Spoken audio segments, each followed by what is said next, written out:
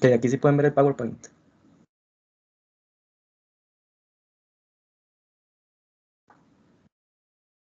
Sí, ahí se ve. Ok, ok. Ok, vamos a ver. Bueno, pues bienvenidos. Este sería el taller número 10. Hoy vamos a ver un poco de, bueno, vamos a ver todo colisiones y también centro de masa. La primera parte, como siempre, va a ser ahí un poquitillo de teoría, más que todo con las fórmulas importantes y con lo que deberíamos saber. Y después hacemos un par de ejercicios. Ok, primero vamos a empezar definiendo el momento lineal. El momento lineal es un vector, es una magnitud vectorial, por lo que tiene dirección. Entonces, cuando nosotros realizamos cálculos, aquí lo importante, vectores, es que cuando realizamos cálculos, las magnitudes pueden ser positivas o negativas dependiendo de la dirección. En este caso, el vector de momento lineal lo que nos indica es la cantidad de movimiento que posee un cuerpo. ¿Y cómo podemos encontrar esa cantidad de movimiento que posee un cuerpo? La podemos encontrar con esta fórmula, que es como la definición de momento lineal, la cual nos dice que el momento lineal es igual al producto de la masa por la velocidad que tiene el cuerpo. Entonces, entre mayor sea la velocidad que tiene un cuerpo, va a tener mayor cantidad de movimiento, va a tener mayor momento lineal. Y también con la masa, conforme va aumentando la masa, va a haber mayor momento lineal. También está esta otra fórmula que nos dice que la sumatoria de fuerzas que experimenta un cuerpo es igual a la derivada del momento respecto al tiempo. Esta fórmula para cálculos no se utiliza prácticamente. Lo más que nos puede indicar es que la recta tangente de la gráfica momento-tiempo es la sumatoria de fuerzas. Pero para el curso casi que no lo vamos a ocupar. También está esta otra magnitud física que se llama impulso. El impulso es más sencillo, es el cambio del momento lineal. ¿Y cómo un cuerpo puede sufrir un impulso? Un impulso lo sufre un cuerpo cuando está sometido a una fuerza por un tiempo muy pequeño. Usualmente siempre se ha dicho así, que por ejemplo cuando ustedes golpean una pelota con una raqueta en un partido de tenis, ese golpe que ustedes le dan a la pelota tenis con la raqueta es por un tiempo sumamente corto, muy pequeño. Y la fuerza, por el contrario, es bastante grande. Entonces, para los cálculos de este tipo de ejercicios, cuando el tiempo es muy corto, en vez de realizarlo por dinámica y cinemática con todo lo que hemos visto, suele ser más fácil viéndolo con estos elementos, con el impulso. Aquí pueden ver que la primera fórmula lo que nos dice es que el impulso va a ser igual al cambio del momento lineal, es decir, momento final menos momento inicial. Pero también lo podemos calcular con estas otras fórmulas. Estas dos en especial son muy importantes, ahora lo vamos a ver en los primeros ejercicios que resolvamos. Está la de impulso igual a la sumatoria de fuerzas por el intervalo de tiempo. Este intervalo de tiempo es el tiempo en que actuó la fuerza. Este va a ser el tiempo chiquitito del que les había comentado. Y esta sumatoria de fuerzas también la podemos ver como la fuerza media, como si fuera una fuerza constante. Y cuando el intervalo de tiempo es sumamente pequeño, se puede modelar mucho mejor con una integral. Y ustedes saben que con integrales se pueden calcular áreas bajo la curva. Entonces, si ustedes tienen la gráfica de fuerza contra tiempo, si encuentran el área bajo la curva, ese va a ser el impulso. ¿Todo bien hasta esta parte? ¿Todo va quedando claro? Sí, sí, todo bien. Ok. Sí. Después tenemos esta comparación, porque ustedes van a decir, ok, momento lineal es la cantidad de movimiento y depende de la masa y la velocidad. Exactamente igual que la energía cinética. La energía cinética era una cuantificación de la velocidad de un cuerpo, de la cantidad de movimiento, y también dependía de lo mismo, de la masa y de la velocidad. Estas tienen pequeñas diferencias, más que todo por las definiciones. El momento lineal mide la cantidad de movimiento y en cambio la energía cinética mide la cantidad de energía debido al movimiento. Esto también implica diferencias en las unidades en que se miden. Por ejemplo, el momento lineal se mide con kilogramo por metro por segundo. En cambio, la energía cinética se mide en joules porque es energía. También podemos mencionar que el momento lineal es un vector y en cambio la energía es un escalar. Entonces la energía siempre va a ser positiva. Y también está así como viéndolo desde la parte matemática, es que el momento lineal es directamente proporcional a la velocidad, mientras que la energía cinética dependía del cuadrado de la velocidad. Ahí se recuerdan la fórmula, era un medio de la masa por la velocidad al cuadrado. Estas serían como las principales diferencias. Ahora sí, estos son los conceptos que vamos a usar para resolver colisiones.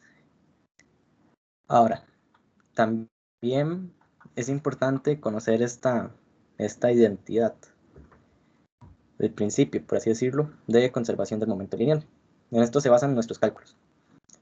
Para cualquier colisión, cualquier tipo de colisión, esto aplica para cualquiera, el momento lineal siempre se va a conservar, siempre y cuando, ¿verdad?, no hayan fuerzas externas. Estamos ahí como en un modelo idealizado en que no hay fuerzas externas, solamente la colisión.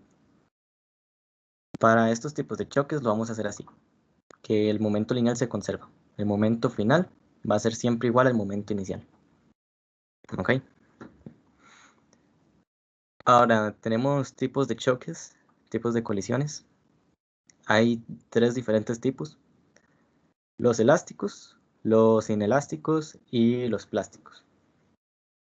Como les había comentado, en cualquier tipo de choque siempre se va a conservar el momento lineal. Sin embargo, la principal diferencia entre estos dos primeros es que en el elástico sí se conserva la energía cinética y en cambio en el inelástico no se conserva la energía cinética. Hay pequeñas diferencias, hay variaciones. ¿Y por qué es que no se conserva la energía cinética? Más que todo cuando se pierde energía en otras formas, por ejemplo en calor, en deformaciones, en sonido. Por ejemplo, en un choque de un vehículo, yo creo que yo se los había dicho. Cuando los carros chocan, el chasis, la carrocería se deforma. Y entonces parte de la energía cinética se diluye, se disipa en esa deformación, en la energía para deformar los cuerpos. Entonces, esa es la principal diferencia entre estos dos, en el elástico y el inelástico. Que la conservación se conserva en uno, la energía cinética se conserva en el primero, y en cambio en el inelástico no se conserva, siempre va a ser menor. Y la diferencia entre el plástico y el inelástico es que, aunque en ambos no se conserva la energía cinética, siempre se pierde. En el plástico los objetos van a quedar unidos. Entonces, la velocidad final en un choque plástico va a ser igual para ambos cuerpos. Van a tener la misma dirección y van a tener la misma magnitud, la misma rapidez. Este plástico también se conoce como completamente inelástico. Y por último tenemos las fórmulas de centro de masa. En todo el curso, como hemos visto, nuestros modelos se basan en que estamos trabajando con partículas puntuales. Por ejemplo, en cinemática tomábamos los cuerpos como si fueran una sola partícula, que no tenían ni ancho ni largo, eran infinitamente pequeños. O también en dinámica. Sin embargo, nosotros cuando tenemos un conjunto de partículas, o eso también se puede hacer para cuerpos más complejos mediante integrales, podemos analizarlos tomando también una sola partícula, pero esa partícula debe ser el centro de masa. ¿Y cómo obtenemos el centro de masa? Para esto están estas ecuaciones. Son básicamente un promedio ponderado, no sé si lo habrán escuchado o lo habrán visto en el cole, que es multiplicar el valor numérico por cuánto vale ese valor.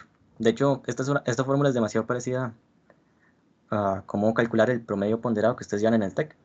Para calcular el promedio ponderado, ustedes calculaban la nota de un curso por la cantidad de créditos que tenía ese curso. Y le sumaban la nota del otro curso, no sé, de cálculo, por la cantidad de créditos de cálculo. La nota que sacaron en física por la cantidad que tenía de créditos física, y eso lo dividían entre la suma de los créditos. Igual va a ser para el centro masa. Vamos a multiplicar la posición de la partícula 1 con su masa. Le vamos a sumar la posición de la partícula 2 con su masa, y así con todas las partículas que tengamos que analizar, y al final lo vamos a dividir entre la suma de las masas. Y también hay otra magnitud física, que es la velocidad del centro de masa, que es exactamente igual, solo que en vez de trabajar con posiciones, vamos a trabajar con velocidades. No sé si hasta aquí quedará claro. Si no tienen dudas de esto, vamos a los ejercicios. Ok, vamos a ver. Todos son del libro, como siempre. Entonces tenemos el primero, que es el 8.7 del libro. Y nos dice que tenemos una pelota de golf de 0.0450 kilogramos que parte del reposo. Entonces aquí podemos ir apuntando los datos. La masa, la velocidad inicial nos dice que parte del reposo.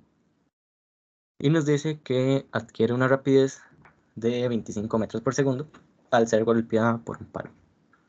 Entonces la velocidad final va a ser 25 metros por segundo.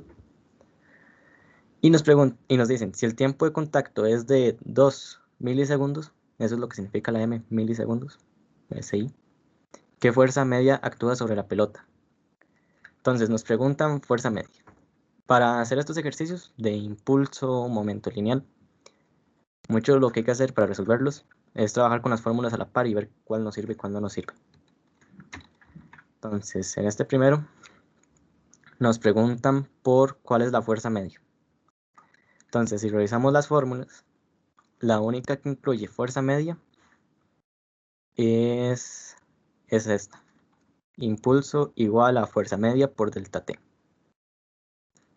Entonces, partimos de esta fórmula. Impulso es igual a fuerza media por delta T. Y como lo que nos preguntan es la fuerza media, vamos a despejar la fuerza media, pasando a dividir el intervalo de tiempo, el delta T. Para que nos quede fuerza media es igual al impulso entre el delta T. Ahora, ¿qué es lo que sucede? Tenemos el intervalo de tiempo, la fuerza media es lo que queremos calcular, sin embargo el impulso todavía no lo tenemos. Entonces, ¿qué hacemos?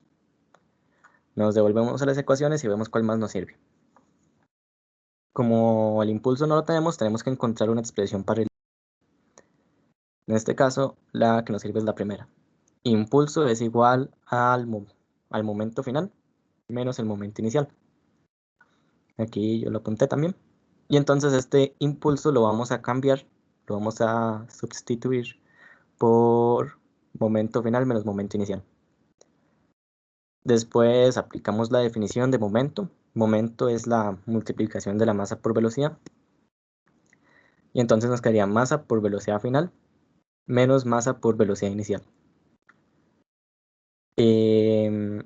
Podemos sacar una masa factor común para que nos quede más bonito.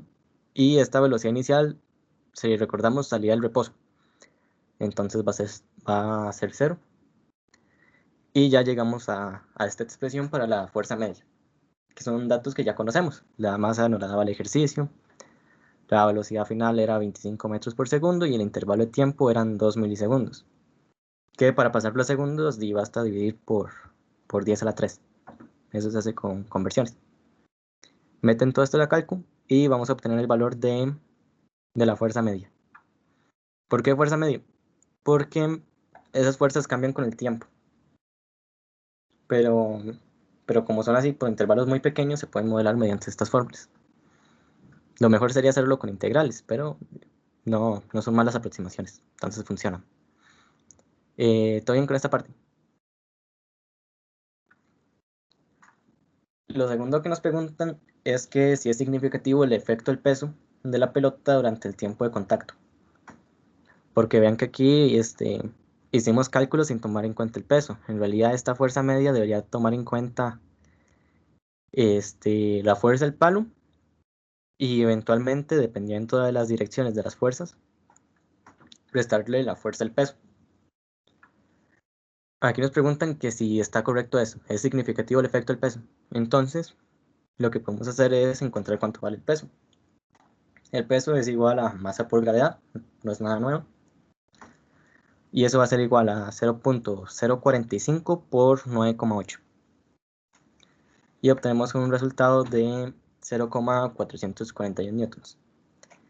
Vean que esta magnitud es sumamente pequeña a comparación de la fuerza media que calculamos que ejercía el palo de golf, me imagino. De hecho, si las dividen y las multiplican por 100%, se van a dar cuenta que el peso no representa ni el 0.1%.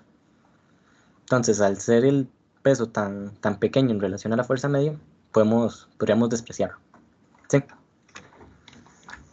Ese sería el primero. Cualquier duda ahí me avisan.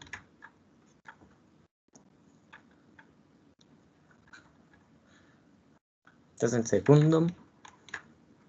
Y nos dicen que hay un disco de hockey de 0,160 kilogramos que se mueve en una superficie horizontal cubierta de hielo y sin fricción. Aquí le hice como un medio diagramilla con el X positivo hacia la derecha y le puse aquí el vector velocidad que se movía hacia la derecha también. En t igual 0, el disco se mueve hacia la derecha a 3 metros por segundo. Nos dicen que calculemos la velocidad que va a tener el disco de hockey después de que se aplique una fuerza de 25 newtons hacia la derecha durante 0.05 segundos. Entonces, aquí podemos aplicar esta fórmula de impulso. Estas fórmulas en realidad son muy útiles. Hacen que ejercicios que parecen complicados se resuelvan muy fácil. Lo podríamos haber pensado por leyes de Newton aplicando cinemática, pero se hubiera vuelto un toque complicado ahí, porque hay que encontrar la aceleración, hay que trabajar con el tiempo. Entonces, partimos del impulso es igual al momento final menos el momento inicial. Como nosotros lo que queremos encontrar es la velocidad final, nos conviene despejar el momento final. Eso lo hacemos pasando el momento inicial a sumar del otro lado, para que nos quede impulso más momento inicial es igual al momento final. Eso es más o menos lo que tengo aquí. Momento final es igual a impulso más momento inicial. Después podemos utilizar la definición de momento. Momento final es igual a masa por velocidad final. Y momento inicial es igual a masa por velocidad inicial. Despejamos ya ahora sí la velocidad final, que es lo que nos interesaba. Pasándola a dividir, aquí está multiplicando, la pasamos a dividir. Y nos queda que velocidad final es igual a impulso más masa por velocidad inicial entre masa. Y después podemos aplicar la primera fórmula del impulso. Bueno, la segunda, perdón. Impulso es igual a fuerza media por delta T. Entonces cambiamos este impulso por fuerza media por delta T. Y ya aquí lo que resta es resolver. Nos decían que calcule la velocidad del disco después de que se aplique una fuerza de 25 newtons hacia la derecha. Como el X positivo lo tengo hacia la derecha, esta fuerza debería ir positiva. Entonces, caso 1, fuerza media es igual a 25 newtons. Y aplicamos la fórmula, sustituimos todo. Fuerza media es igual a 25, delta T era 0.05, la masa era 0,160 y la velocidad inicial eran 3 metros por segundo hacia la derecha. Como hacia la derecha, como siempre lo hemos hecho, la verdad nunca lo hemos hecho diferente, la derecha siempre es positiva, entonces tanto la fuerza como la velocidad van positivas. Y eso lo dividimos entre la masa, entre 0,160. Meten a la calculadora y obtienen el resultado. Ese sería el primer inciso. El segundo era exactamente igual. Si en lugar de ello se aplica una fuerza de 12 newtons dirigida a la izquierda, entre t igual 0 y 0,05, es decir, al mismo tiempo, ¿cuál es la velocidad final del disco? Ahora, en este caso, se están aplicando 12 newtons, pero hacia la izquierda. Entonces, como es hacia la izquierda, hacia el x negativo, tenemos que tomar en cuenta eso, porque son vectores. Le ponemos un menos. Entonces nos queda velocidad final es igual a fuerza media 12 newtons negativos, delta t 0,05 más la masa 0,160 por 3, que es la velocidad inicial, dividido entre 0,160. Lo meten a la cálculo y obtienen el resultado. Menos, uy, me faltaron las unidades. Menos 0,75. Y eso sería este ejercicio. ¿Cómo están sintiendo? Son muchos y como de jugar con las fórmulas, ir despejando y ver qué podemos cambiar por una cosa o la otra. Ok.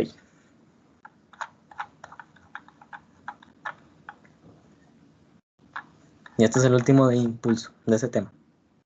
Y el siguiente es de momento. Este es el 8.15. Y nos dicen que durante un calentamiento para un partido, una jugadora de tenis golpea verticalmente una pelota de 57 gramos con su raqueta. Si la pelota está en reposo justo antes de ser golpeada y adquiere una altura de 5.5 metros, ¿qué impulso dio la jugadora a la pelota? En esta tenemos que calcular impulso. Entonces podemos utilizar esta fórmula. Impulso es igual a la diferencia de momentos. Momento final menos momento inicial. No nos dicen nada sobre la velocidad inicial de la pelota. Aquí, bueno, sí, aquí nos dicen, la pelota está en reposo. Entonces, el momento lineal es 0, el del comienzo. Y solo tenemos que encontrar la velocidad final de cuando la pelota termina de ser golpeada, por así decirlo. ¿Cómo vamos a encontrar esta velocidad final? Como nos dan aquí la altura máxima que obtiene, lo primero que se nos puede ocurrir es utilizar las fórmulas de cinemática que habíamos trabajado. Podemos utilizar esa o podemos hacerlo por energía. Por energía me parece que tal vez sea más sencillo. Bueno, aquí yo lo hice por cinemática. Aquí esta velocidad inicial va a ser la velocidad con la que sale de la raqueta. Y esta velocidad final va a ser la velocidad con que llegue al punto más alto. Nosotros sabemos que la velocidad con que llega al punto más alto va a ser 0. Así por definición, el va subiendo, va disminuyendo la velocidad, llega al punto más alto, se detiene por un instante y después comienza a acelerar hacia abajo. Entonces, velocidad final lo podemos cambiar por 0 y la velocidad inicial la despejamos, pasando estos términos a sumar al otro lado. Nos queda que velocidad inicial al cuadrado es igual a 2gh por gh máxima, la altura máxima, y le sacamos raíz a ambos lados. Aquí la raíz de velocidad inicial al cuadrado se cancela, por así decirlo, y nos queda que velocidad inicial es igual a la raíz cuadrada de 2 veces la gravedad por la altura máxima. Cambiamos los valores, nos queda gravedad es 9.8, altura máxima 5.50 y obtenemos la velocidad inicial con la que sale la raqueta. Esta velocidad inicial es con la que sale la raqueta y esta velocidad final es con la que sale la raqueta también, entonces son iguales. Aquí lo que cambia es que la velocidad final esta era la de la altura máxima. Entonces esta velocidad es la que vamos a utilizar. Nos queda masa por velocidad. La masa nos decían que era 57 gramos. Hay que utilizar kilogramos. Multiplicamos por 10 a la menos 3 y velocidad es 10,38. Multiplican y obtienen el resultado. Y así sería. No le puede perdonar. Tengo una ¿Qué? pregunta. Sí, contame. ¿Por qué sacó la velocidad inicial? Se decía que partía del reposo. Que ve. En reposo, la pelota. Es que eso depende de los momentos en que vos los hagas. Ahí sí, tal vez me escogí mal la anotación. Hubiera usado mejor números. Tenemos la raqueta, ¿verdad? Y teníamos ahí la pelota, ¿verdad? La pelota está en reposo y después se golpeó con la raqueta. Entonces, de hecho, ahora voy a usar otra anotación para que quede más claro. Sí, ahí me mamé. La velocidad 1 es la velocidad con la que sale, antes de que pase todo. Esa va a ser el reposo, va a ser 0. ¿Verdad? Correcto. Después tenemos una velocidad 2, que va a ser la velocidad con que sale de la raqueta, ya cuando la raqueta la termina de golpear. Esa habíamos dicho que era 10,38 metros por segundo. Y la velocidad 3 es la de la altura máxima, que también va a ser 0. ¿Qué fue lo que pasó ahí? Bueno, ¿qué fue lo que hice tal vez mal? Fue que usé la notación incorrecta. Las fórmulas siempre son así, final e inicial, ¿verdad? Entonces, yo cuando apliqué la del momento, la del impulso es igual a momento final menos momento inicial, yo lo que hacía referencia era al momento cuando la velocidad es 2, que sería, por así decirlo, la final, menos el momento 1. ¿Ok? Y en cambio, cuando obtuve la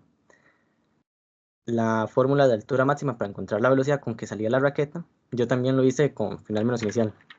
Vf es igual a V0 más menos 2G delta X, altura máxima. Esta velocidad inicial en realidad era la segunda, la velocidad 2, y esta velocidad 3 es la altura máxima, la velocidad en altura máxima, que es 3. Entonces, así fue como en realidad debía haberlo hecho con numeritos, ni no haberlo hecho así, sí, ahí me equivoqué, final y inicial. La inicial de este es la final de este, no sé si lo ves. Sí, gracias. Sí, porque la inicial de este es cuando salía la raqueta, y el final de esta es también cuando salía la raqueta, por eso es que aquí la inicial no utiliza el reposo. Ahí ahora lo corrijo y se los mando al Telegram, que es más bonito. Les hago un diagrama también. ¿Hay alguna otra duda? ¿O todo bien? Ok. Ya este es de colisión. Estos son vacilones. Como les había dicho, colisiones se basa en conservación del momento lineal. Así es como se resuelven todos. Es en serio. Vamos a ver. Nos dicen que en una mesa de aire horizontal sin fricción tenemos dos discos, el A y el B. El A con una masa de 250 y el B con una masa de 350. Después del choque, A se mueve con 0,120 a la izquierda. Entonces la velocidad final de A va a ser 0,120, pero casi no se ve. Ahí está negativo, porque se mueve a la izquierda. Y en cambio el B lo hace con una velocidad de 650 a la derecha. Entonces este sí va positivo. Nos preguntan qué rapidez tenía A antes del choque. Y también nos decían que el disco B estaba en reposo. Entonces la velocidad inicial de B es 0. Entonces, en colisiones todo se hace con esta fórmula. Momento final es igual al momento inicial. Entonces, momento final va a ser el momento de A final más el momento de B final. Son como las energías, nada más se suman. Y entonces nos queda que el momento de A es masa por la velocidad final de A. Y el momento final de B es masa de B por la velocidad final de B. Y por el otro lado teníamos el momento inicial. El momento inicial iba a ser el momento inicial de A más el momento inicial de B. Pero como B estaba en reposo, aquí el enunciado no lo decía, la velocidad inicial de B es 0, el momento también va a ser 0. Nos queda masa por 0 y todo número multiplicado por 0 es 0. Entonces aquí nos va a quedar el momento inicial de A igual a la suma de los momentos finales. Y entonces lo que podemos hacer es también utilizar otra vez la definición de momento para que nos quede masa A por la velocidad inicial de A. Y esto es lo que necesitamos. Nos preguntaban por cuál era la velocidad inicial de A. La vamos a pasar a dividir. Aquí está multiplicando, la pasamos a dividir. Y cambiamos todos los datos. Masa de A, 250. Velocidad final de A era menos 0,120. Hay que tener cuidado con los signos. La masa de B era 0,350. y la velocidad final de B era 0,650. Y todo esto lo dividimos entre la masa A, 0,25. Meten en la calculadora y estamos. Y otra vez nos faltaron unidades, 0,79 metros por segundo. Entonces, lo importante de estos ejercicios es tener cuidado con los signos y de hacer bien los despejes. Pasar a dividir, si tiene que pasar a restar, determinar qué es cero. Y obviamente tener cuidado al meter todo en la calculadora. El segundo inciso nos pregunta que cuál es el cambio de energía cinética del sistema. El cambio de energía cinética, delta K, es igual al K final menos el K inicial. ¿El K final cuál va a ser? Va a ser la energía cinética de A más la energía cinética de B, ambos finales. Sería un medio de masa de A por velocidad final al cuadrado más un medio de la masa B por la velocidad final de B al cuadrado. Y en cambio el K inicial, puesto que B está en reposo, B no tiene energía cinética, porque su velocidad es cero. El único que tiene energía cinética es A. Entonces, este K inicial va a ser menos la energía cinética de A, menos un medio de masa de A por la velocidad inicial de A al cuadrado. Y igual, ahí es que ya no tenía campo en la hoja. Sería nada más cambiar los datos, ir sustituyendo en la calculadora y obtener este resultado. Este es el cambio de la energía cinética. Como pueden ver, es negativo. No se conservó la energía cinética. Esto nos dice que es un choque inelástico porque la energía cinética no se conservó. Es negativa, tiene sentido porque la energía cinética final es menor a la inicial. Algo se perdió tal vez en calor, en sonido, en alguna deformación. Y de hecho fue súper pequeño. Entonces se puede decir que es un choque casi elástico, pero en realidad es inelástico. El cambio de la energía cinética fue muy poco. Si hubieran quedado unidos los cuerpos después del choque, hubiera sido un choque plástico, completamente inelástico. Pero como podemos ver, las velocidades de hecho tienen direcciones contrarias, entonces no quedaron unidos.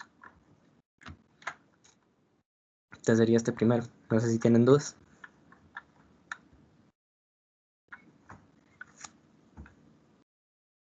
Ok. Después tenemos este estaba vacilón, estaba bonito. Básicamente tenemos un sistema de dos cuerpos. Tenemos un cuerpo A y un cuerpo B. Que en medio de estos dos cuerpos hay un resorte. No están unidos al resorte. El resorte solo está en medio de los cuerpos. Lo que pasa es que alguien llegó y comprimió el resorte.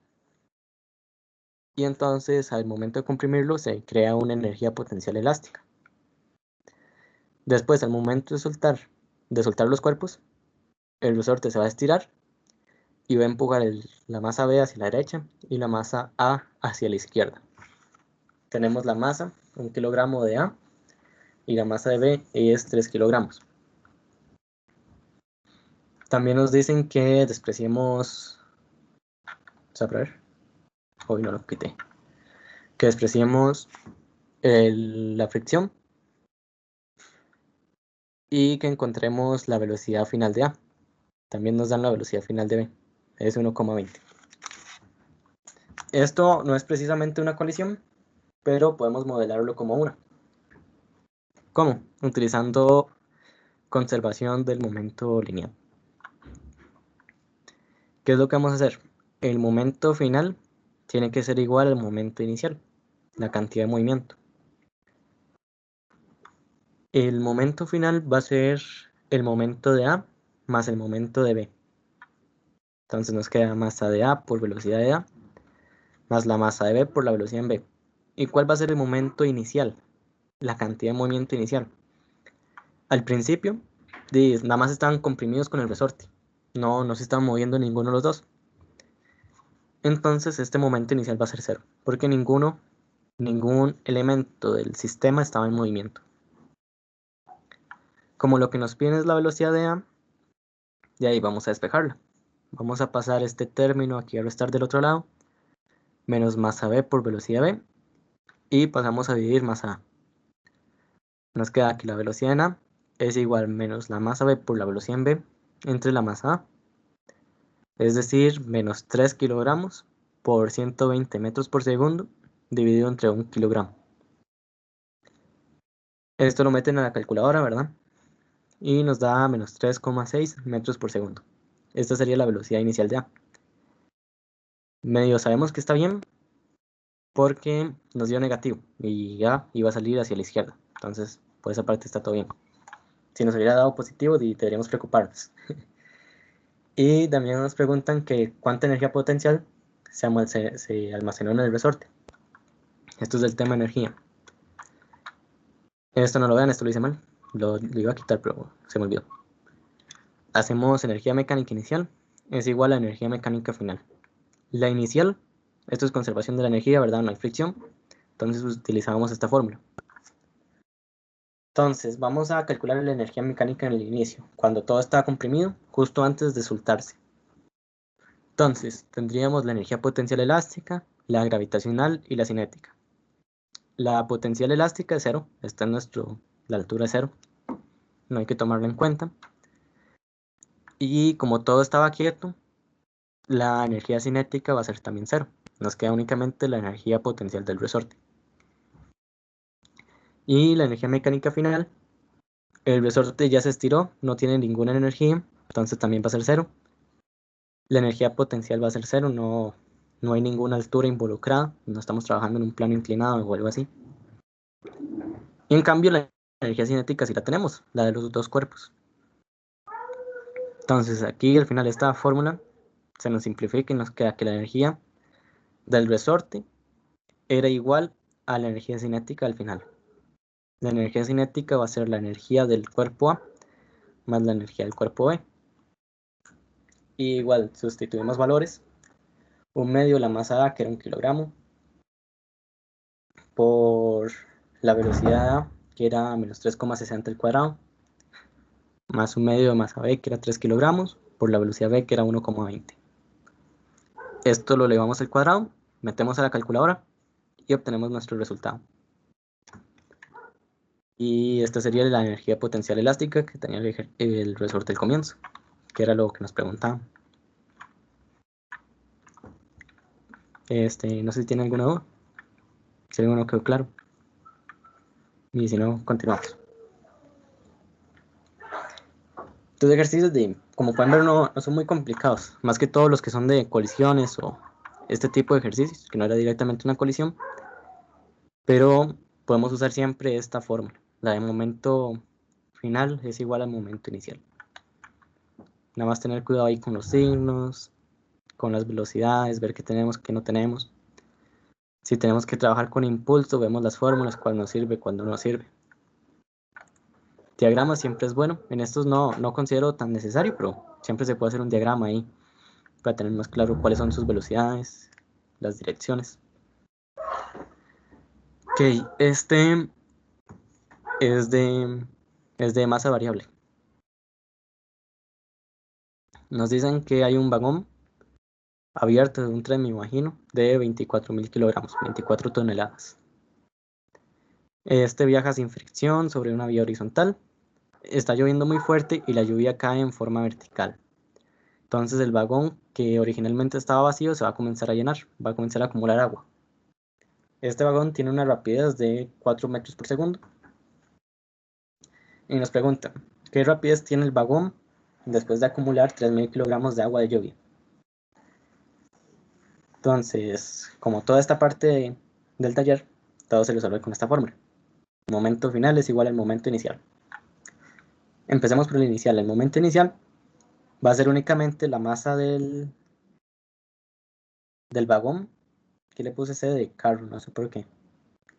No sé, a veces me pasan cosas raras. Momento inicial va a ser el momento del carro por la velocidad inicial que tenía.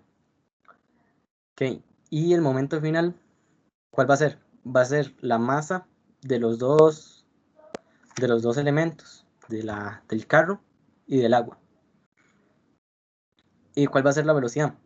de la velocidad final que tengan ambos, porque ambos se mueven a la misma velocidad. Obviamente, si el agua cae dentro del vagón, la velocidad con la que se mueve el agua tiene que ser la misma del vagón. Nos preguntan la velocidad final. Entonces, vamos a tomar todo este paréntesis. Bueno, aquí es importante tener esto en paréntesis, ¿verdad? Porque es la masa final. La masa final era la suma de ambos, de tanto el agua como la del vagón. Entonces, pasamos a dividir todo este paréntesis para que nos quede velocidad final es igual a la masa del vagón por la velocidad inicial que antes tenía ese vagón, dividido entre la masa que ahora van a tener ambos. La masa del vagón más la masa del agua. Sustituimos valores. 24.000 kilogramos multiplicado por 4 metros por segundo, que era su velocidad inicial. Se movía muy lento. Dividido entre la suma de las masas, que sería 24.000 kilogramos que aportaba el vagón más 3.000 kilogramos que aportaba el agua. Meten a la calculadora y obtenemos este valor, 3,56 metros por segundo. Este es el primer inciso de cómo calcular la rapidez que tiene después de acumular los litros de agua. Después nos preguntan que, puesto que la lluvia cae verticalmente, ¿cómo afecta esto al movimiento horizontal del vagón? Al movimiento horizontal, di ninguna, porque como la lluvia cae verticalmente, su componente horizontal de la velocidad es 0. Entonces, conforme la lluvia va cayendo en el vagón, conforme está llenando el vagón, va a ir ganando momento, hacia momento horizontal. Entonces, conforme el agua va ganando momento horizontal, alguien lo tiene que ir perdiendo. En ese caso sería el vagón. Entonces, el vagón va perdiendo momento y el agua la va ganando. Por eso que pierde un toque de velocidad. No sé si habrá quedado todo claro. Si no, seguimos. Este es un choque elástico. Aquí vamos a ver una formulilla importante. Ok. Nos dicen que hay un deslizador de 0,150 kilogramos. Ponemos la masa. Se mueve hacia la derecha a 0,8 metros por segundo. Velocidad inicial de A, 0,8 metros por segundo. Y choca de frente con un deslizador de 0,3 kilogramos que se mueve a la izquierda con una rapidez de 2,2 metros por segundo. Entonces la masa sería 0,3 kilogramos y la velocidad final sería, bueno, la velocidad inicial, perdón, sería menos 2,20 metros por segundo, negativo porque va hacia la izquierda. Nos dicen que calculemos la velocidad final, magnitud y dirección de cada uno de los deslizadores si el choque es elástico. Este elástico significa que la energía cinética se conservaba. Ok, vamos a ver cómo lo podemos resolver. Partiendo de la fórmula de siempre, momento final es igual al momento inicial. Vamos a calcular cada uno de los valores. El momento final va a ser la masa de A por la velocidad final de A, más la masa B por la velocidad final de B, y el momento inicial va a ser la masa A por la velocidad inicial de A, más la masa B por la velocidad inicial de B. Eso es lo primero que podemos hacer. Después, toda la parte derecha de la ecuación, esta, la podemos calcular, son todos los datos que conocemos. Masa A, velocidad inicial de A, masa B, velocidad inicial de B. Entonces estos valores, estas constantes, las podemos sustituir por estos valores, meterlas a la calculadora y obtener que todo el momento inicial era menos 0,54. Y en cambio, el lado izquierdo nos van a quedar las incógnitas, que era la velocidad final de A, la velocidad final de B. Y lo único que podríamos cambiar son las masas, 0,3 en B y 0,15 en A. Y con esto llegamos a nuestra primera ecuación. 0,15 velocidad de A final más 0,3 velocidad de B final es igual a menos 0,54. Ahora, no sé si ustedes habrán resuelto ejercicios o si la cátedra habrá subido uno resuelto. La verdad es que no sé. Pero yo estos ejercicios de choques elásticos los resuelvo usando esta ecuación adicional. Esta ecuación solo aplica para choques elásticos. Eso es importante. Yo cuando llegué a este curso, no me enseñaron esta ecuación. Lo que había que hacer es que como era elástico, había que aplicar también conservación de la energía cinética. Entonces, igual que en esta parte, había que poner energía cinética final más es igual a la energía cinética inicial. La energía cinética final es igual a un medio de la masa por la velocidad final al cuadrado, y así con el resto de los elementos. Eso es un toque largo, ¿verdad? Porque ya no solo hay que hacer conservación del momento lineal, también de conservación de la energía cinética. Y al final para llegar a un sistema de ecuaciones. Y ese sistema de ecuaciones, porque en la energía cinética nos queda la velocidad al cuadrado, entonces no podemos usar la calculadora. Entonces yo ahí leyendo descubrí esta fórmula que nos relaciona las velocidades, pero solo es para choques elásticos. Entonces hay que tener cuidado. Nos dice que la velocidad de A final menos la velocidad de B final es igual a la velocidad B inicial menos la velocidad de A inicial. Entonces, estos dos valores, los últimos, son los que conocemos. La velocidad de B final, inicial, perdón, era menos 2,20 y la velocidad de A inicial sería 0,8. Y tener cuidado con el menos de la fórmula que va adelante. Entonces, menos 2,20 menos 0,8 es menos 3. Y ahora con estas dos ecuaciones las vamos a juntar para formar un sistema de ecuaciones.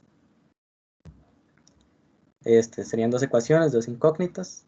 Entonces se puede resolver, podemos utilizar la calco. De hecho aquí se los puse cómo resolverlo en la calco, se queda modo 5.1. Y van metiendo estos valores.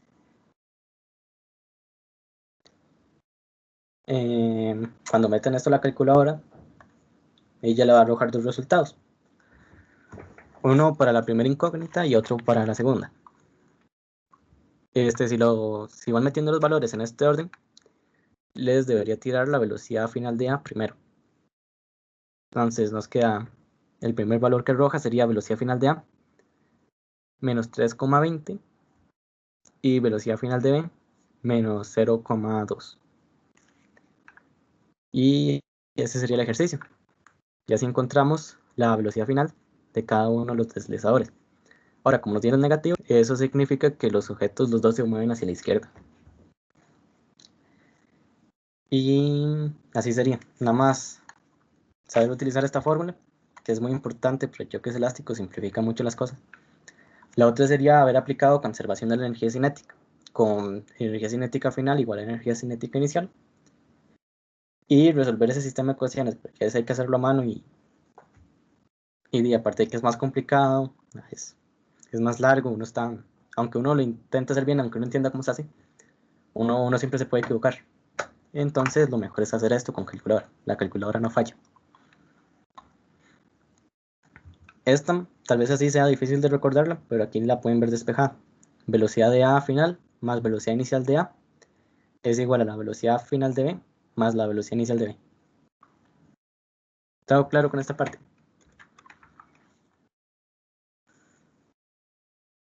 Ese era como el ejercicio más volado que había. Entonces, si entendieron esto, todo bien. Ok. Ahora quedarían dos de centro de masa. Ok, vamos a ver. En lo que nos dicen es que el planetoide, Plutón, tiene una luna, creo que era una luna, otra, sí, satélite, que es Caronte. Ellos están distanciados desde el centro por 19.700 kilómetros. Aquí el ejercicio nos da el radio de Plutón, nos da el radio de Caronte y nos piden que calculemos el centro de masa medido desde Plutón. Entonces, si recordarán la fórmula era esta. Para aplicar la fórmula ocupamos saber las posiciones. Las posiciones, eso depende del eje de coordenadas que escojamos. No es lo mismo si ponemos el eje de coordenadas en medio a que si lo ponemos centrado en Caronte o si lo ponemos centrado en Plutón. Aquí el ejercicio nos decía, determine la ubicación del centro de masa de este sistema en relación con el centro de Plutón. Esta en relación con el centro de Plutón, lo que nos dice es que agarremos el eje de coordenadas, el plano cartesiano, y lo pongamos centrado en Plutón. Y entonces, a partir de este eje de coordenadas, vamos a comenzar a medir las distancias. Entonces, la posición de Plutón va a ser 0, que está centrado en el origen, está centrado en el plano. Y en cambio, la posición de Caronte es igual a 19.700. Eso sería lo primero. Entonces, si aplicamos la fórmula, nos va a quedar la posición del centro de masa es igual a la posición de Plutón más la masa de Plutón, más la posición de Caronte más la masa de Caronte dividido entre la suma de las masas. Ahora, la posición de Plutón era 0. 0 por la masa nos va a dar 0. Entonces, se simplifica y nos queda esta parte. Ahora, ¿qué sucede en este punto? Que nosotros el ejercicio nos dio únicamente los radios de Caronte y de Plutón. No nos dio las masas. Pero no nos dio la masa, nos dio el radio, pero nos dio un dato adicional. Nos decía que suponiendo que tanto Plutón como Caronte tienen la misma composición y por consiguiente la misma densidad media, entonces determina la ubicación del centro de masa. Aquí nos están hablando de densidad media. Para calcular la densidad, no sé si recordarán, en realidad no sé si esto sea en el cole. La densidad media era igual a masa entre volumen. La densidad es una relación entre la masa y el volumen de un cuerpo, es el cociente. Entonces nosotros podemos encontrar la masa de tanto Plutón como Caronte con esta fórmula. Como ambos tienen la misma densidad, entonces todo bien. La masa va a ser igual al volumen por la densidad. Nada más estoy pasando a multiplicar el volumen para que nos quede masa igual a volumen por densidad. Esto porque nosotros ocupamos la masa, es parte de las fórmulas. Ahora, como los planetas son esféricos, este volumen podemos decir que es el volumen de una esfera. Y aquí de hecho yo no me acordaba, tuve que buscarlo en internet. El volumen de una esfera es 4/3 de pi por radio al cubo. Y vean que este radio ya lo conocemos. Este radio va a ser o el de Plutón o el de Caronte. Y entonces lo que hice yo fue juntar todo lo que no me sirve. Juntar el 4/3 de pi y la densidad. Estos son datos, son constantes, son números. Y la densidad era el mismo para ambos. Entonces yo los junté y los llamé z. Entonces 4/3 de pi por la densidad de z. Esto lo hice más que todo para no complicarme estando escribiendo estas cosas, porque no son cosas que cambian. No son datos que dependen del planeta, no son datos que yo tenga que sustituir en un momento. Entonces yo los agrupo y los llamo z. Y entonces nos va a quedar que la masa es igual para una esfera, para un planeta, va a ser igual al radio al cubo por z. No sé si me siguen hasta acá. Sí. Ok. Ahora, entonces esta sería una masa para un planeta esférico y únicamente depende del radio. Entonces yo esta masa la voy a ajustar para mi ejercicio. La masa Caronte, voy a utilizar esta fórmula, esta que acabo de averiguar. La masa Caronte va a ser radio al cubo de Caronte por z.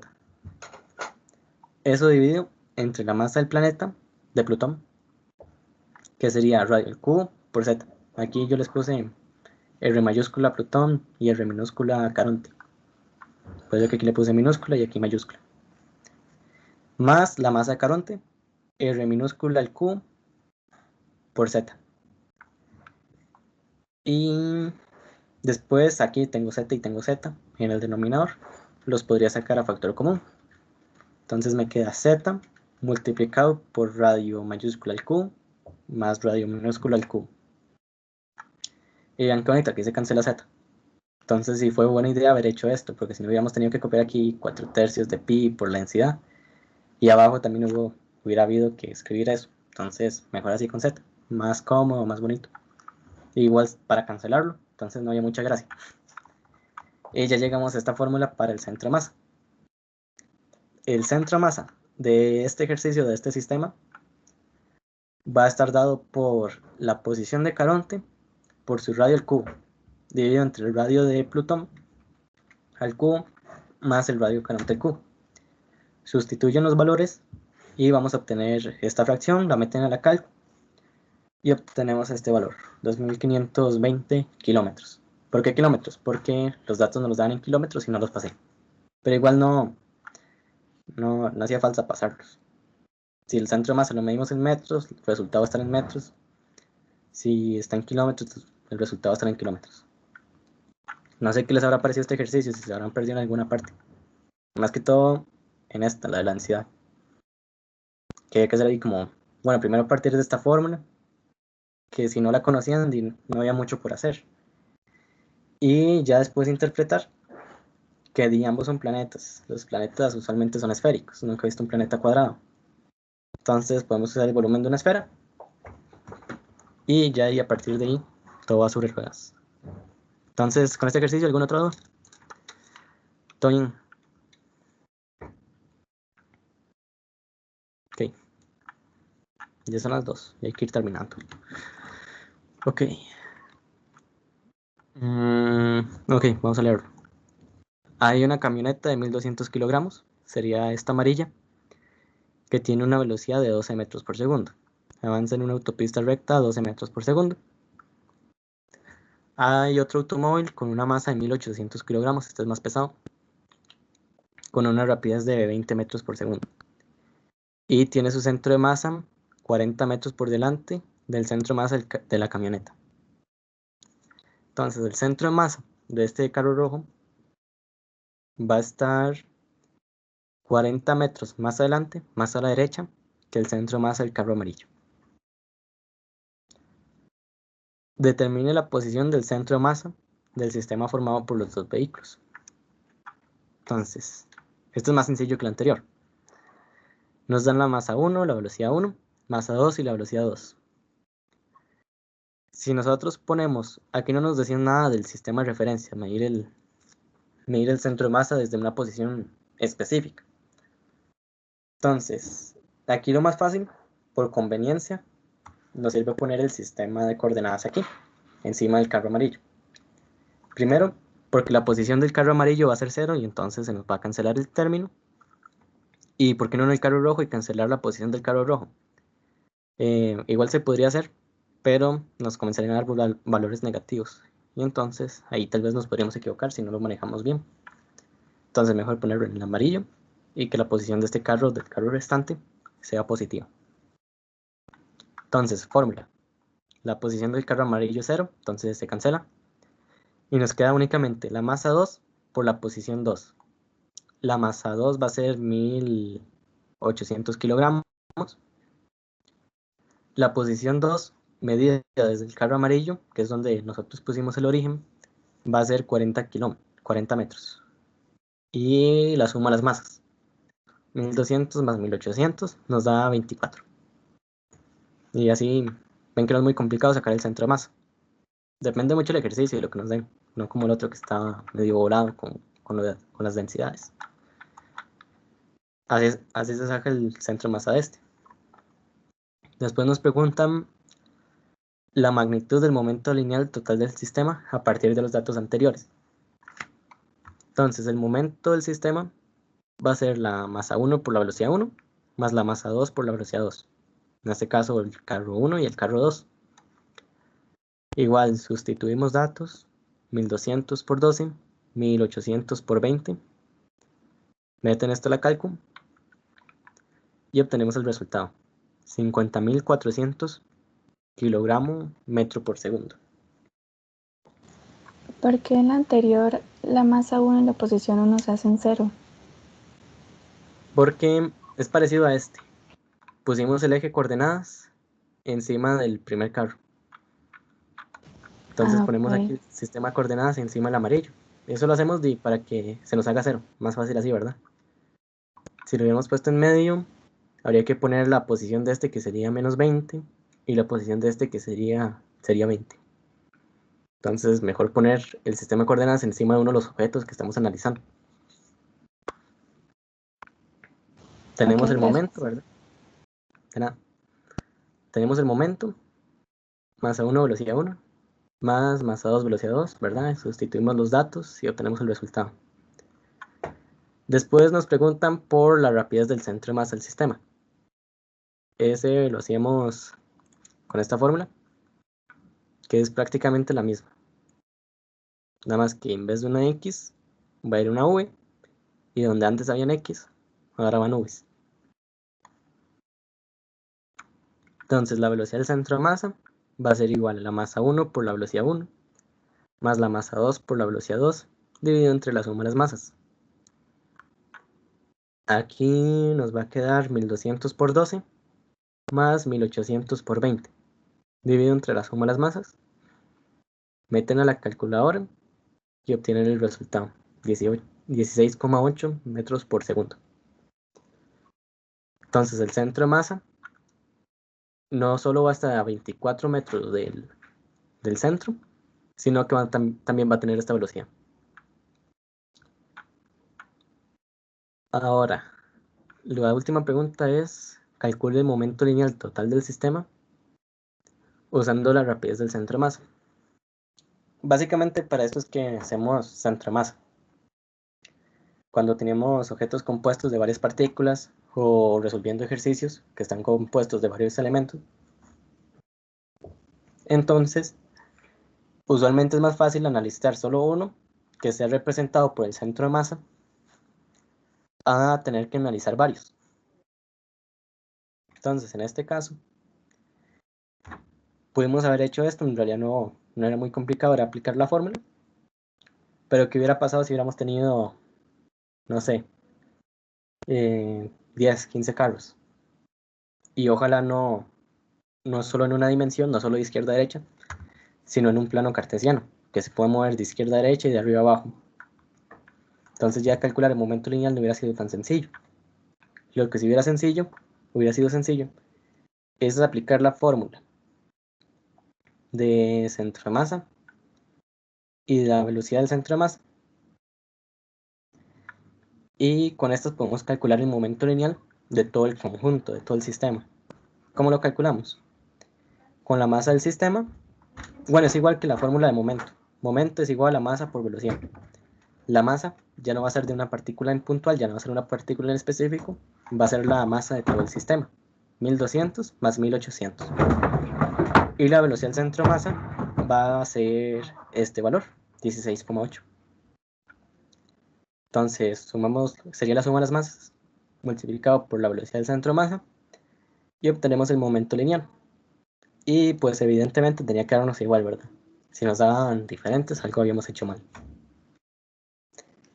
Y no sé si tendrán dudas.